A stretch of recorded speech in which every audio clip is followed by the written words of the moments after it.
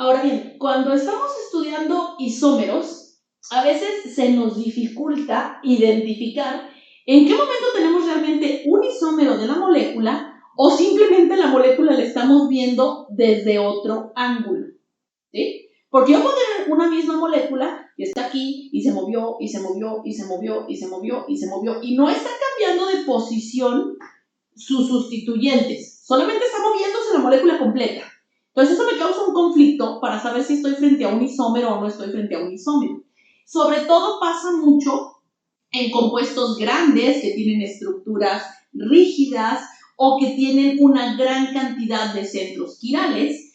Y entonces, para ayudarnos a identificar cuáles son isómeros y cuáles no son isómeros, nosotros podemos fijar ejes o planos a partir de los cuales nosotros vamos a estar identificando dónde quedaron los constituyentes principales y definir si son las formas R o si son las formas S.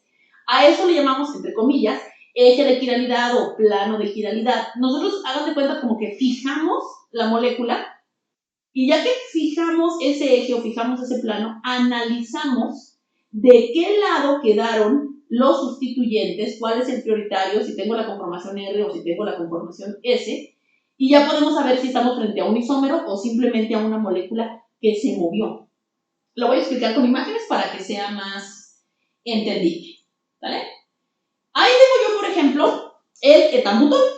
El etambutol tiene dos centros quirales, dos carbonos quirales que están marcados con amarillo, están encerrados en amarillo, ¿sale? Donde tienen un radical etil, un radical de carbono unido oxígeno y otras moléculas, otros carbonos no quirales y nitrógenos, ¿vale? Este compuesto, decimos, tiene dos centros quirales. ¿Cómo voy a saber a qué conformación es la que estoy observando? Marcando un eje, ¿sí? Un eje que me permita apreciar dónde están mis carbonos quirales y luego esos ya los puedo mover, ya los puedo girar, ¿sí? Lo que pasa con el etambutol es que el radical etil y el radical de carbono unido oxígeno, el COH, cambian de lugar. Entonces, si yo marco mi eje de quiralidad en lo horizontal, yo puedo observar si el grupo prioritario quedó en la parte de arriba del eje o en la parte de abajo. Si lo marco en vertical, me puedo fijar si quedó del lado izquierdo o del lado derecho. Esa línea roja que aparece punteada es un eje imaginario que yo estoy determinando para poder, así en fijo, en plano, saber si la estructura que yo tengo tiene una conformación R o tiene una conformación S, ¿vale? Pero tengo que imaginarme ese eje para ver cómo están girando esos carbonos. El resto de los carbonos de esa molécula no son quirales, no tienen libertad de movimiento. Esos serían como el eje rígido. Y los sustituyentes, que son los que van a estar girando, me van a generar las formas isoméricas, ¿vale? Repito, entre comillas se llama eje quiral.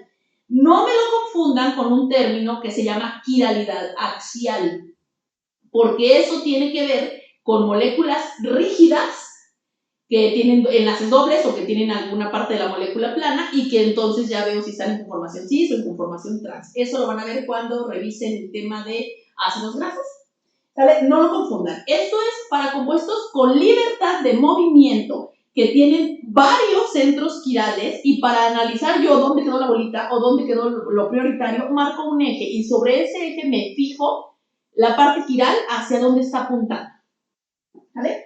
De igual manera, cuando tengo estructuras grandes, aquí está el etambutol, ¿sí? Lo que cambia es la posición del OH y del ET, o sea, el ET, si están hacia arriba o si están hacia abajo, si están en ese eje que yo marqué, de qué lado quedaron. Y eso me da las conformaciones isoméricas, ¿sí? Si tengo moléculas como esta, que se llaman naproxeno, para saber si tengo o no un isómero, pues tengo que fijar un plano que me permita analizar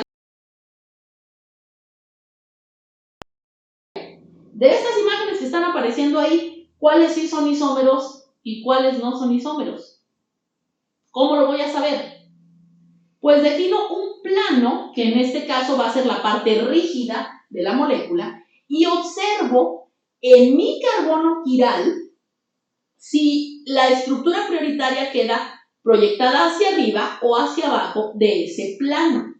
¿sí? A eso, repito, le llamamos plano quiral, que no me lo confundan con quiralidad planar, que eso es otra cosa, porque hay quiralidad planar, quiralidad axial, quiralidad helicoidal, pero esos son términos que aquí no vamos a revisar, ¿vale? Entonces, si yo fijo la parte rígida de la molécula y me fijo únicamente en lo que está girando, ¿sí? Que es el primer puntito amarillo que está fuera de lo que está marcado con línea punteada, ese es mi carbono quiral.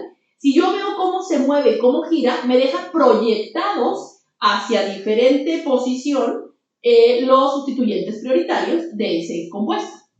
Aquí yo sí tengo formas isoméricas, ¿sí? Formas isoméricas, en la proxeno en forma R y en la proxeno en forma S. Aquí lo que yo tengo es la misma molécula, solamente vista de cabeza. Esos no son isómeros. Si yo fijo mi plano y analizo mi plano y asigno prioridades, me voy a dar cuenta que esa es la misma molécula, nada más vista de cabeza. No es un isómero. Y aquí sí tengo un isómero, porque al fijar yo mi parte rígida, puedo ver cómo quedan en diferente orientación los sustituyentes prioritarios. ¿Vale? Entonces, el eje giral o el eje de giralidad o el plano de giralidad lo utilizamos para imaginarnos esa estructura fija y poder determinar en qué posición quedaron los sustituyentes para saber qué isómero es el que tenemos. ¿Vale? Espero se haya entendido. Los veo pronto, jóvenes. Que tengan buen día.